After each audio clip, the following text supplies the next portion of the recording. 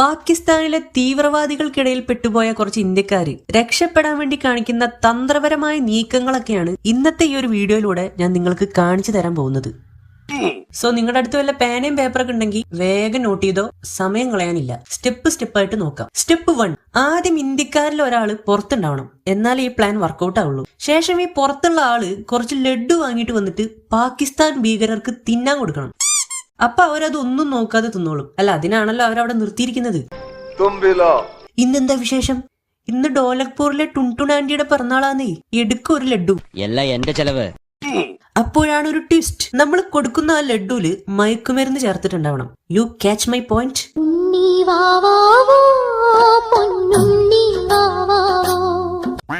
Step 2, laddu തിന്നു മയങ്ങിയ തീവ്രവാദികളുടെ യൂണിഫോം ഒക്കെ വേഗം തന്നെ എടുത്തിട്ട് ഓരോരുത്തരെയായി തെരഞ്ഞു പിടിച്ച് കൊല്ലണം. ദാ ഇതുപോലെ. ഇങ്ങനെയുള്ളവന്മാരാണ് തീവ്രവാദികളുടെ ടീമിലുള്ളതെങ്കിൽ നിങ്ങൾക്ക് എളുപ്പം തന്നെ ഇതിൽ ജയിക്കാൻ പറ്റും. തോക്കും പിടിച്ചിട്ട് അവൻ കിനാവ് കണ്ടോണ്ടിരിക്കുക. Bloody full.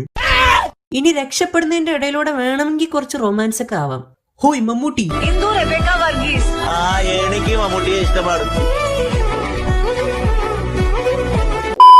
ഒരു പക്ഷെ നിങ്ങളുടെ ആ റൊമാൻറ്റിക് മൊമെന്റ് പാകിസ്ഥാനിലെ ഏതെങ്കിലും ഒരു തീവ്രവാദി കണ്ടെങ്കിൽ തന്നെ നിങ്ങൾ പേടിക്കണ്ട, അവർക്ക് നിങ്ങളെ മനസ്സിലാവില്ലാന്നേ.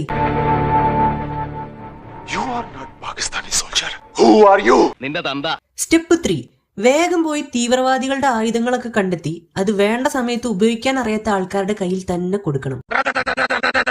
തോക്ക് കിട്ടിക്കഴിഞ്ഞാൽ പിന്നെ ഒന്നും നോക്കരുത്, കണ്ണു പൂട്ടി വെടിവെക്കണം. ഫയർ ബട്ടൺ ഞെക്കിയ ശേഷം പുറത്തു വരുന്ന ആ പുകയില് അവർക്ക് ചുറ്റുമുള്ളതൊന്നും കാണാൻ പാടില്ല. അങ്ങനെ വേണം നമ്മൾ തീയിട്ട് വെടിവെക്കാൻ. ഒറ്റ നോട്ടത്തിൽ കണ്ടു കഴിഞ്ഞാൽ ഒരു കഷ്ണം PVC പൈപ്പിന്റെ അടിയിൽ ജനലിന്റെ കമ്പികൾ വെൽഡ് ചെയ്ത് വെച്ച പോലെ നിങ്ങൾക്ക് തോന്നാം.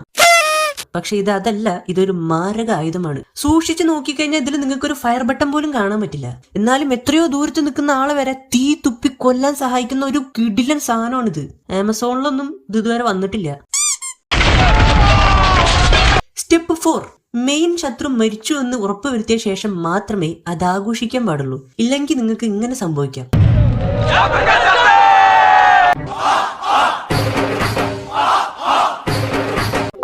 സ്റ്റെപ്പ് 5, യുദ്ധഭൂമിയിലാണെങ്കിൽ പോലും സ്വയംബോധം നഷ്ടപ്പെടാൻ പാടില്ല.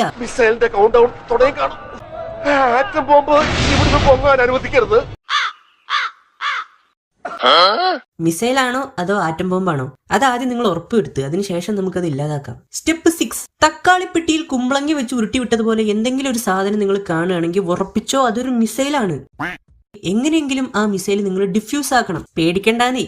ഡിഫ്യൂസ് ആക്കാനുള്ള പാസ്വേഡും മറ്റു സൗകര്യങ്ങളെല്ലാം തന്നെ നിങ്ങൾക്ക് വേണ്ടി തീവ്രവാദികൾ നേരത്തെ തന്നെ ഒരുക്കി വെച്ചിട്ടുണ്ടാവും.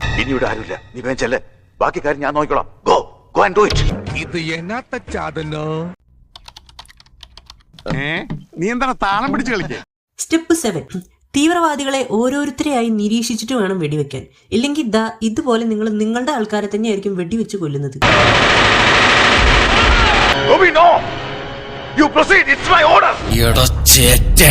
മിസൈൽ ഡിഫ്യൂസ് ചെയ്യാൻ പറ്റുന്നില്ലെങ്കിൽ കമ്പ്യൂട്ടർ സ്ക്രീനിന് മുന്നിലിരുന്ന് ഒന്ന് ആത്മാർത്ഥമായി കരയുക. അത് കണ്ട് കമ്പ്യൂട്ടറിന് തന്നെ വിഷമം തോന്നി അത് തന്നെ നിങ്ങൾക്ക് വേണ്ടി സ്വയം ആ മിസൈൽ ഡിഫ്യൂസ് ചെയ്തു തരും. ഇനി ആ മിസൈലിന് മുകളിൽ ഇടിമിന്നലൊക്കെ കണ്ടു കഴിഞ്ഞാൽ നിങ്ങൾക്ക് ഉറപ്പിക്കാം ആ മിസൈൽ ഡിഫ്യൂസ് ആയി. ഇനി നിങ്ങൾക്ക് വേണ്ടി ആ മിസൈൽ ഡിഫ്യൂസ് ചെയ്യാൻ സഹായിച്ച ദൈവത്തോട് നന്ദി പറയാനുള്ള സമയമാണ്.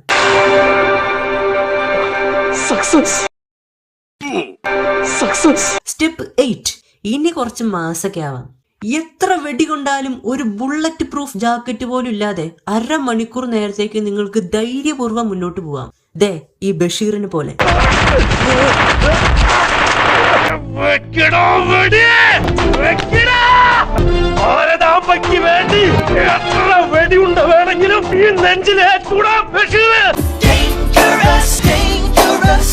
സ്റ്റെപ്പ് 9, ഫയർ ബട്ടൺ ഇല്ലാത്ത ഈ തീ തുപ്പുന്ന സാധനം എടുത്ത് ഒരു ഫൈനൽ ഫയർ. ലാസ്റ്റ് ബുള്ളറ്റ് ആയതുകൊണ്ട് തന്നെ ആ PVC പൈപ്പിന്റെ ഉള്ളിൽ നിന്നും ബോണസ് ആയിട്ട് നിങ്ങൾക്ക് ഒരു ജീപ്പൊക്കെ കിട്ടും. ഞാൻ ആദ്യം പറഞ്ഞില്ലേ, വിലയോ തുച്ഛം ഗുണമോ മെച്ചം.